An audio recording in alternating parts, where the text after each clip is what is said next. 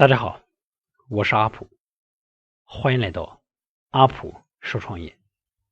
那么今天这期节目呢，阿普老师要来教大家一套如何去玩转虚拟资源项目的一个实操方法。那咱们说呢，虚拟资源项目已经算是一个老的项目了，但是呢，它依然是一个能够持续给我们带来收益的老项目，而且也是个好项目。那么在之前阿普老师的很多某中号阿普说创业这些文章里面那么我也给大家分享过相关的一些虚拟资源项目的玩法，还有实际的一个操作。但是的话呢，很多朋友在刚入行的时候还是不知道怎么去操作才能更好更快的上手，那或者是担心版权的问题。那么今天阿普老师就来跟大家讲一下全面的这样一个虚拟资源操作方法，帮助大家解除迷惑。首先我们要把握3点。那我们都知道虚拟资源的类型比较多，所以今天我就不给大家针对某个项目进行单独的这样一个叙述，而是介绍所有的这样一类虚拟资源类的项目大致的一个推广方法。那既然我们选择了虚拟资源这样一类项目，那么我们就必须胆大心细脸皮厚不过呢，怎么个胆大心细脸皮厚呢？也就是说，在选择资源类型方面呢要胆大，那么在做推广的时候留链接咱们要做到一定要心细。那么另外呢，就是引导用户方面一定要学会脸皮厚。那接下来咱们一个一个来讲把握3点。哪3点？第一点，那就是选品。那无论是做无货源也好，还是做这个网店还是做这种虚拟资源的项目，选品对于我们来讲至关重要。因为资源太多了，但是呢，并不是每一种资源都能够为我们带来利益、带来收益，所以说一定要格外的去关注到选品这样一个环节。那我们的选品的话呢，一定要保证是热门的资源，因为只有热门才具有强大的市场以及这样一个用户量。那么所以说一件热门的虚拟资源它是自带搜索流量的。比方说最为常见的一个例子就是最近上映的一些热门电影。那一般来说的话呢，电影名加上资源这样一个关键词的组合，通常能够获得非常高的这样一个自然搜索量。而搜索这样的关键词的用户，一般来讲都是需求非常明显的就是求资源。那么很多人不知道哪类资源才是属于比较热门的，就直接在某度上面去搜索，某代表100那要知道我们做的是什么？是虚拟资源。那我们做这个项目的核心呢，就是卖资源。那如果说在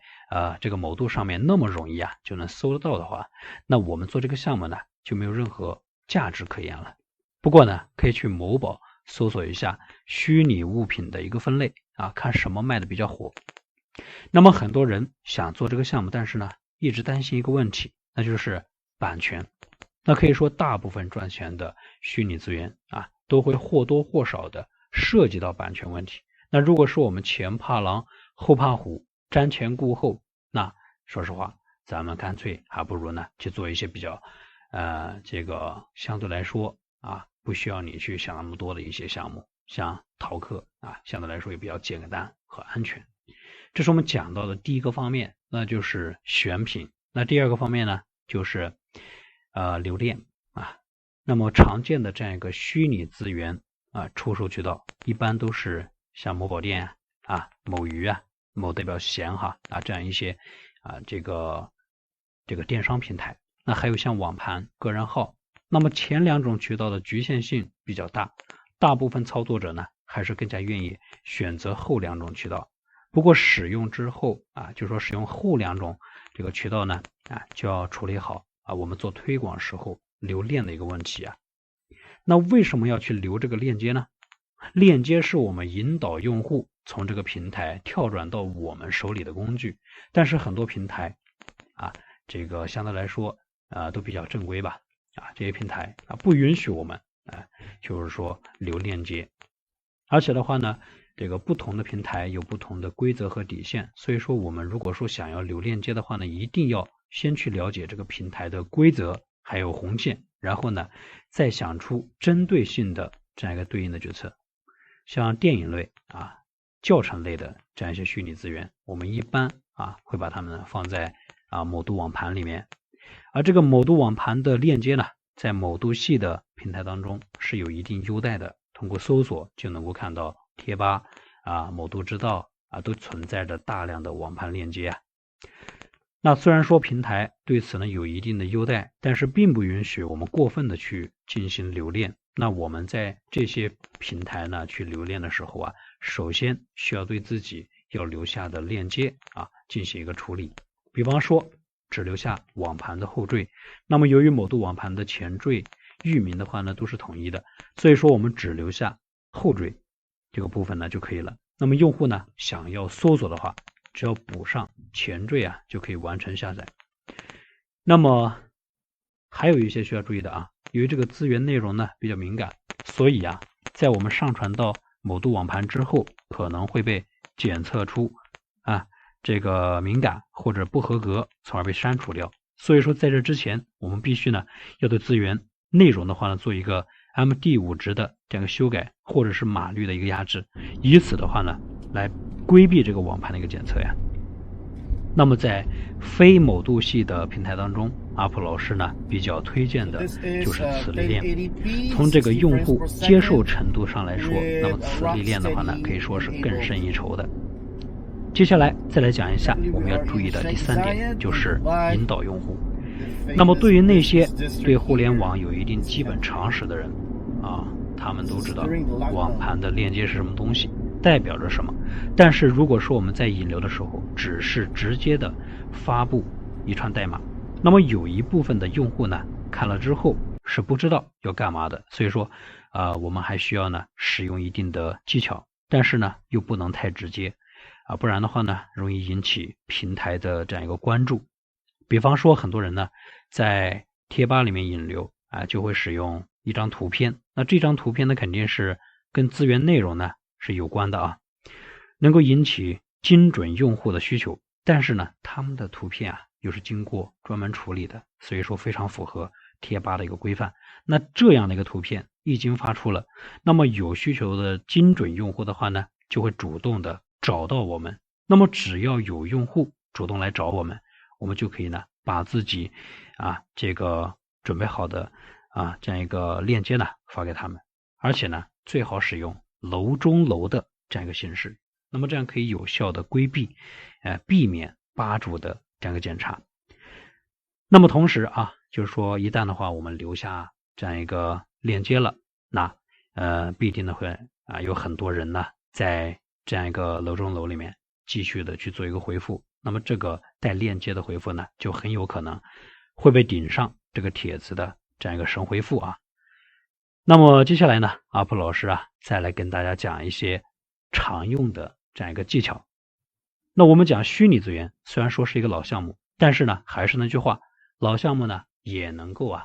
赚到钱，那老项目也有新的玩法。在操作这种老项目的时候，我们要时刻保持学习的这样一个状态学会与时俱进，不断的去加入一些新的方法和技巧，这样呢就算是老项目也能够给我们带来源源不断的收入。像全网影视这个 VVIP 它是很久之前呢就火起来的这样一个虚拟资源，但是的话呢我们依然可以在很多地方都能够看见那么有平台在收这样一个下线，让他们以非常低的一个价格呢进货，然后呢再去出售。那其实呢这种资源除了做常规的推广方法之外，那么现在完全咱们可以利用直播做一个推广。我们都知道每天看直播的用户呢，他们本身就有很多空闲时间，而且呢也习惯性的在网上观看一些视频，所以说这种东西肯定是比较符合他们的这样一个需求的。那这种资源除了常规的推广方法之外，那么直播推广的话呢是一种非常有效的方法。那我们可以想一下嘛，每天看这种直播的用户，他们本身就有大量的空闲时间，并且的话呢他们习惯在网上观看这些视频类的内容，那这种东西不就正好符合他们的需求吗？那另外一个高效的推广方法就是借助某博推广，某代表微哈。那么通过做关键词的热门博文，那这些博文啊，这些博主啊，也是可以呢获得一个很高的曝光量，而且这种曝光还能够持续带来效果。当然，如果说你想做某博推广的话，那阿普老师呢就不推荐大家选择电影相关的一些关键词啊。具体原因的话呢，阿普老师就不赘述了，好吧？以前的话咱们也有分享过。